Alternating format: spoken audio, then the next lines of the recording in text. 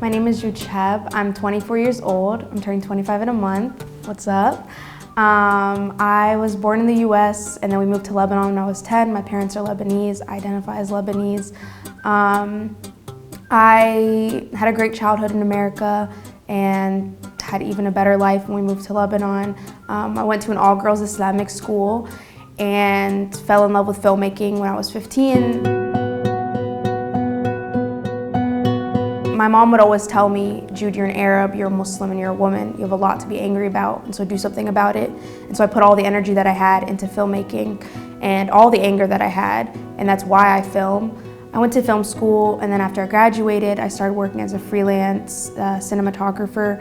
I went on documentary shoots in Somalia, in Pakistan, in Sudan. When I was in New York, I got a job at Sesame Street working on their new show Ahlan Simsim for Syrian refugees.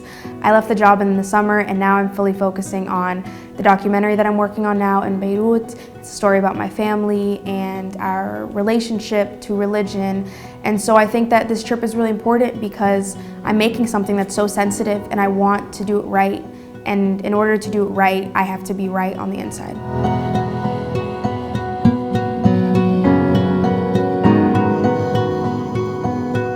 I'm currently in Lebanon working on my first feature documentary, which is about my mother and my grandmother and me and our spiritual journey.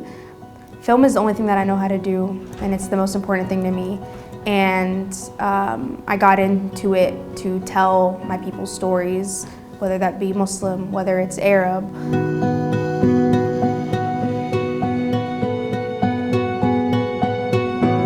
I feel like I've known God all my life.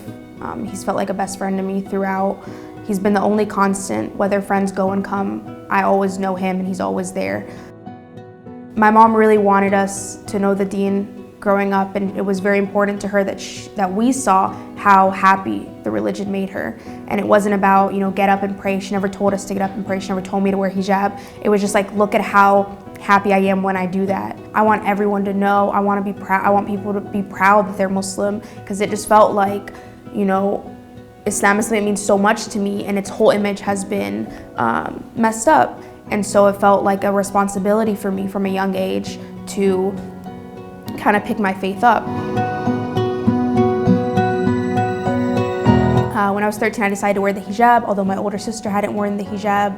I was so excited. I wanted everyone to be Muslim. And I think a lot of that comes from wanting to have this identity. And the minute that you are given some sort of identity, you really want to latch onto it. When I moved to America, it was the first time that I kind of had my own space and I could figure out, wait, do I actually believe in all of this? And I came out of it thinking that, no, this is what I want. At the end of the day, I'd rather have lived a life that that touches on my spirituality. My life is richer when I have God in it. And so it kind of felt like I can't function as an artist without the notion of God and without His presence in my life.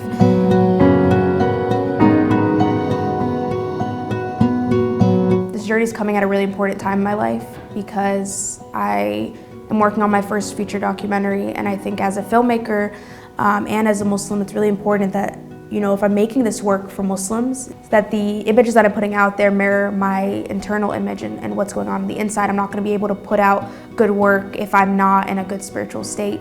And so I think that this trip is really important for me for that. If we were to meet a religious teacher, if we were to meet a sheikh, it always came through my mom. And so this is going to be my first step into going on this journey without her and, figuring it out for myself. I don't know what the outcome is going to be. When I think about it hard enough, I really hope that I just get to spend time with my God again. It's been a really long time, and I feel like I really miss Him, and I feel like I've gotten really caught up in life. And if I'm going to be honest, I've been missing prayers, and I don't feel like I am the way I want to be with Him.